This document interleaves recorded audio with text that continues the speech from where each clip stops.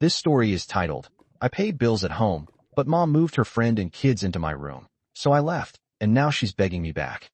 Hey everyone. If you're enjoying these stories and want to support the channel, don't forget to hit that subscribe button. It helps me bring you even more awesome content like this. Now, let's start the video. Obi starts by saying, living at home at 23 isn't exactly what I had planned for my life, but it worked out for the most part. I wasn't freeloading or anything.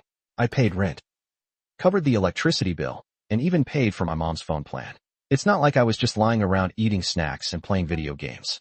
Honestly, the deal was pretty good. I had my own space, got home-cooked meals, and could focus on my freelance work without worrying too much about big expenses. I had even turned my room into a mini studio for my content creation gigs, which I was hoping would take off soon. Everything was fine until my mom's best friend, Kelly, moved in with her 2 kids. I wasn't thrilled about it, but I understood the situation. Kelly was going through a nasty divorce, and her husband, according to my mom, was a complete jerk. They needed somewhere to stay, and our house was their best option. I thought it would be temporary. Just a few weeks until Kelly got back on her feet. At first, they stayed in the guest room, and it wasn't a big deal. Sure, the kids were a little loud, but I just closed my door and put on my headphones. It wasn't ideal, but I could manage. The guest room wasn't huge, but it was enough for Kelly and her kids to crash in for a while. I figured that was the arrangement, and I didn't give it much thought. That changed fast. One day, I came home after running some errands and noticed something weird right away. My door was open, and I could hear kids laughing inside. When I walked in, I couldn't believe what I was seeing. My bed was covered in toys, my desk chair was moved, and one of the kids was on my computer. My studio setup, my expensive microphone, lighting, and camera was shoved to the corner of the room like it didn't matter. Kelly's kids were running around like they owned the place, and all my stuff was just out of place. I yelled, "What the hell is going on?" Probably louder than I should have, but I was in shock. The first blow up. My mom walked in and immediately started scolding me like I was the one out of line. She said, "Calm your tits, it's not a big deal. The kids needed more space, and your room is the biggest. It's only fair." Fair? My room? The one I was paying rent for? I told her I wanted them out of my room immediately, but she brushed me off like I was being ridiculous. "They need to be comfortable," she said. "You're being selfish." Selfish? I couldn't believe what I was hearing. This wasn't about comfort, it was about respect. My room wasn't just a place I slept in, it was where I worked. My studio setup had cost me over $3,000, and it wasn't something I could just throw into a corner and ignore. I explained all of this, but my mom wasn't having it. "They're just kids," she said, "and they want to play on your computer. Stop making such a fuss." I shut that idea down immediately. "No way are they touching my equipment," I said. "If anything happens to it, I'm screwed." That's when Kelly chimed in. She said, "Oh, come on, they're just curious, and you can't blame them. Maybe if you weren't so uptight, they'd listen to you." I was stunned. Uptight? I wasn't uptight. I was trying to protect my stuff I worked hard for. I told her flat out that the kids weren't allowed to touch my things, and if they did, I'd hold her responsible. That didn't go over well. She called me selfish too, and my mom agreed with her. It was like I was suddenly the bad guy in my own home. After that first blow-up, the house got tense. I couldn't believe my mom and Kelly were siding against me, especially when I was the one paying rent. But I figured they'd realize how ridiculous this was after they calmed down. The next day, I tried talking to my mom again. I explained how much my studio equipment meant to me, not just financially, but professionally. Freelancing isn't just some hobby, it's my job. Without my gear, I couldn't do my work, and replacing it would take me months, maybe even years, to save up for. I told her, "Mom, I'm not trying to be a jerk, but this isn't fair. I'm paying rent for that room, and you just gave it away without even asking me." Her response? "You're being dramatic. It's my house, and I decide what happens in it." I was stunned. "Your house? I pay rent. I'm contributing here, not just squatting for free." She shrugged, like it didn't matter. "The kids need space. Your brother's room is too small, and your sister's room is full of her things. Besides, your room has all that fancy stuff, and they like it better." I couldn't believe what I was hearing. My siblings, both 15, had rooms that were perfectly fine. Sure, my brother's room was smaller, but it was big enough for 2 kids. My sister's room was almost as big as mine, and honestly, she barely used it since she was always out with her friends. But my mom wouldn't even consider it. "The kids love your room because it's cooler," she said. "All your fancy gadgets make it more fun for them." Fun? This wasn't about fun. My room wasn't some playhouse for Kelly's kids to mess around in. It was where I worked, where I relaxed, where I lived. I told her, "If they break anything, are you going to replace it?" Because I can't afford to. That's when Kelly chimed in again. Oh, stop being so paranoid. They're kids, not monsters. If you just let them play, they'd probably leave your stuff alone. I snapped. Let them play on my $3,000 setup? Are you serious? No way. Kelly rolled her eyes and said, you're being selfish. This is a hard time for us, and you're making it all about you. At that point, I couldn't take it anymore. I turned to my mom and said, if they're staying in my room, I need to move my stuff out. I can't risk them damaging it. She laughed, actually laughed, and said, where are you going to put it? There's no space anywhere else. Life isn't fair. You're an adult. You should be able to handle a little inconvenience. The final straw. A little inconvenience? Being kicked out of my own room wasn't a little inconvenience. It was disrespectful. I was paying rent for that space, and now I couldn't even use it. And on top of that, I wasn't allowed to go into my room anymore. My mom said it was their space now and that I had no right to barge in. For the next few days, I tried to stay out of the house as much as possible. I'd hang out at coffee shops, trying to get work done on my laptop, but it wasn't the same without my studio setup. My productivity tanked. I was falling behind on deadlines, and my stress levels were through the roof. I tried one last time to reason with my mom. Look, I said, I'll make a deal.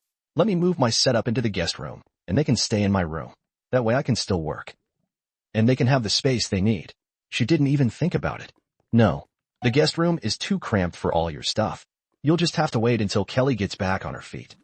How long is that going to take? I asked, frustrated. She shrugged. As long as it takes. You don't get to set deadlines for other people's struggles. I couldn't believe this was happening. It wasn't like I hated Kelly or her kids. I understood they were going through a rough time, and I was willing to help. But this wasn't helping, it was enabling. Kelly wasn't paying anything to stay with us, and now I was basically being pushed out of my own life to accommodate them. Later that night, I overheard Kelly talking to my mom in the kitchen. She was complaining about me, calling me selfish and immature. She said, he doesn't even understand how hard this is for us. He's just being a brat. My mom agreed, saying, he's always been stubborn. He'll get over it. That was the final straw. I realized they didn't care about me or my situation. I was just a paycheck to my mom and a roadblock to Kelly and her kids. They weren't going to listen, and they weren't going to change. The ultimatum. The next day, I started looking for rooms to rent. It wasn't an easy decision. I loved living at home. Despite the occasional drama, it was affordable, and I got along with my siblings. But I couldn't stay in a place where I wasn't respected. After days of feeling like a stranger in my own home, I decided enough was enough. It wasn't just about the room anymore. It was about respect. I was paying rent, contributing to bills, and trying to build a future for myself. But none of that seemed to matter to my mom or Kelly. They had decided my needs came last, and I was tired of it. One night, I sat my mom down in the living room. My siblings were upstairs, and Kelly was putting her kids to bed, so it was just the two of us. I figured if I could make her see how serious I was, she'd finally listen. Mom, I started, keeping my voice calm. We need to talk. She gave me a tired look. What now? I can't keep living like this, I said. I've been paying rent for that room, and now I can't even use it. You gave it away without asking me, and it's not fair. She sighed and leaned back on the couch. We've been over this. It's temporary. Kelly and the kids are going through a hard time. You're young. And you can adapt. That's not the point. I shot back. It's not about adapting. It's about respect. You didn't ask me. You just decided my room wasn't mine anymore. And now I can't even work because all my stuff is packed up or shoved into a corner. You're being dramatic, she said, waving me off. This is my house, and I get to decide what happens in it. That line again. Every time she said it, it felt like a slap in the face. If this is your house, I said, then why am I paying rent? If you're going to treat me like a guest, maybe I shouldn't be paying anything at all. Her eyes narrowed. Don't you dare pull that. You know I need your help with the bills. Then treat me like I matter. I snapped. You can't take my money every month and then turn around and tell me I have no say. That's not how this works. She looked at me like I was crazy. What do you want me to do? Throw Kelly and her kids out on the street? They have nowhere else to go. I shook my head. No, but there are other options. They could stay in the guest room. Or they could move into one of my siblings' rooms. Hell, you could even rotate rooms so everyone takes turns sharing the space. But taking my room and locking me out of it? That's not okay. She crossed her arms. Your brother and sister are too young to share their rooms, and the guest room is too small for 3 people. Your room was the best option. No, it was the easiest option. I said. You didn't want to deal with the hassle, so you dumped it on me. At that point, I could feel my frustration boiling over. I'll make this simple, I said, looking her straight in the eye. Either Kelly and the kids move out of my room, or I move out of the house. Those are your options. She blinked, caught off guard. Don't be ridiculous. Where would you even go? I've already started looking for rooms to rent, I told her. If you're not going to respect me or the fact that I'm paying to live here, then I'll find somewhere else to live. She scoffed. You're bluffing. You can't afford to move out. I leaned back and crossed my arms. Try me. The next few days were tense. I didn't bring up the ultimatum again, but it hung in the air like a storm cloud. My mom didn't take me seriously, which just made me more determined. I spent every spare moment scrolling through rental listings, messaging landlords, and figuring out my budget. It wasn't going to be easy, but I knew I could make it work if I cut back on non-essentials. Meanwhile, things at home were worse than ever. Kelly's kids had turned my room into their personal playground, and I couldn't do anything about it. I wasn't even allowed to step inside without someone throwing a fit. Once, I tried to grab a few things I'd left behind, a pair of headphones and some books, and Kelly snapped at me. What are you doing in here? She demanded, standing in the doorway with her hands on her hips. I need my stuff, I said, trying to keep my voice calm. She shook her head. You can't just barge in whenever you want. This is their room now. I stared at her, speechless. Are you kidding me? This is my room. Not anymore, she said, her tone icy. You need to respect their space. Respect their space? The irony nearly made me laugh. I'm paying rent for this room, I said through gritted teeth. I'll grab my stuff and leave. But don't tell me to respect their space when no one respects mine. She muttered something under her breath and walked away, but the damage was done. That was the moment I realized there was no fixing this. My mom wasn't going to back me up, and Kelly wasn't going to change. If I wanted things to get better, I'd have to take matters into my own hands. Moving out, a week after the ultimatum, I found a room for rent that I could afford. It wasn't anything fancy, a small place in an older building, but it was mine. The landlord was friendly, and the space was clean enough. Most importantly, I could set up my studio without worrying about kids touching my equipment. I didn't tell my mom right away. I wanted to make sure everything was finalized before I dropped the bombshell. When I signed the lease, I felt a strange mix of relief and sadness. Moving out wasn't what I had planned, but staying wasn't an option anymore. I had to put myself first, even if it meant leaving behind the home I'd grown up in. The next step was moving my stuff out. I knew it wasn't going to be easy, especially with my mom and Kelly breathing down my neck. But I didn't care anymore. I was done playing nice. Once I signed the lease for my new place, I knew I had to act fast. If I gave my mom too much notice, she'd find a way to make the move even harder. So I planned it out carefully. I told a few close friends what was going on, and 2 of them agreed to help me pack and move my stuff. One of them even offered to record everything on their phone, just in case things got ugly. The night before the move, I sat down with my mom one last time. I wanted to give her one final chance to make things right. Mom, I started, keeping my voice calm. I found a place to rent, and I'm moving out tomorrow. She looked up from her phone, surprised. You're really doing this? Yeah, I said, nodding. You didn't leave me much choice. She rolled her eyes. You're overreacting. This whole thing is temporary. You're leaving over nothing. It's not nothing, I said firmly. You gave away my room, locked me out of it, and told me I didn't have a say in the matter. I'm paying rent, and you treated me like I was just disposable. She sighed like I was exhausting her. You know I need your rent money to keep this house running. If you leave, how am I supposed to pay the bills? I felt a pang of guilt, but I pushed it aside. That's not my problem anymore, I said. You made it clear that this isn't my house. You said it's your house, your rules. Well, if that's the case, then I don't have to stay here. She glared at me. So you're just going to leave us high and dry? I shrugged. You can ask Kelly to start paying rent, or her husband, since they're still married. I don't owe you anything. She didn't say anything after that, just gave me a cold look and went back to her phone. I took that as my cue to leave. Mom's reaction, the next day? My friends showed up bright and early with a couple of cars and a rented van.